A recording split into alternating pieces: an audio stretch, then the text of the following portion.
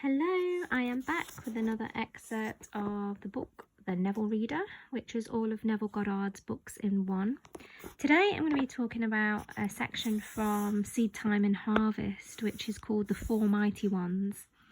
And Neville refers to the famous quote by Shakespeare: "All the world's a stage and all the men and women merely players. They have their exits and their entrances, and one man in time plays many parts." And Neville says the producer, the author, the director and the actor are the four most important characters in the production of a play. He says in the drama of life, the producer's function is to suggest the theme of a play. And he says that in our lives, we play, as Shakespeare says, every single part. So the producer in us wishes. So they sort of produce the concept, if you like, in imagination. They might say, oh, I wish I was successful. I wish I could take a trip. I wish I was married. And then there's another theme that needs to be, so this themes need to be worked out in detail. So we have the author, and the author sort of creates the details. And as Neville says, they dramatise the theme. So in our minds, once we've had that wish, we can dramatise the wish fulfilled, so mentally constructing a lifelike scene as possible as what he would experience once he had realised his wish. When the scene is clearly visualised, the author's work is done. So with producer, we have that wish, and then the author, we sort of fill in all the details of how that might work. The third mighty one, as he says, within us is our director. So what does a director do in a play or a film? Well, they make sure that everything sort of works according to the script, right? So the director is where you place your attention.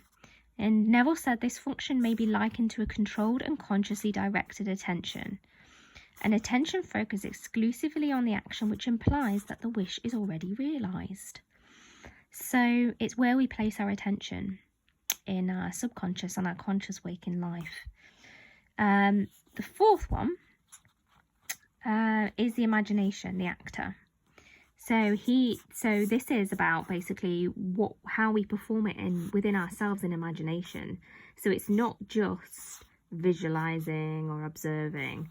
This is actually about feeling it through our senses in imagination.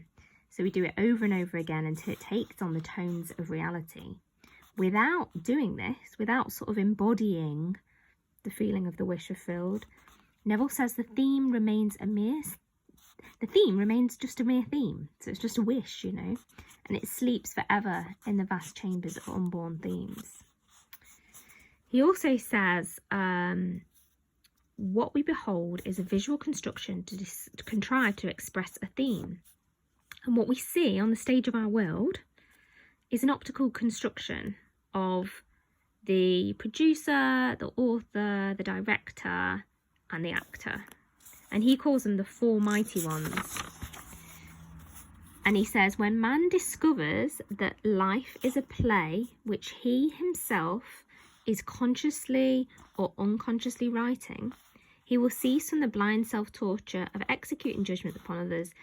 Instead, he will rewrite the play to conform his ideal. For he realises that all changes in the play must come from the cooperation of the four mighty ones within himself. And this is the key, really. It's that change where you go from turning your attention outwards to turning your attention inwards. Whatever you are seeing on the screen of this play, this construct, as Neville says, if there's something that you don't like, don't point to the judgments outside. You turn within yourself and you alter the script and produce the change. Hope this helps.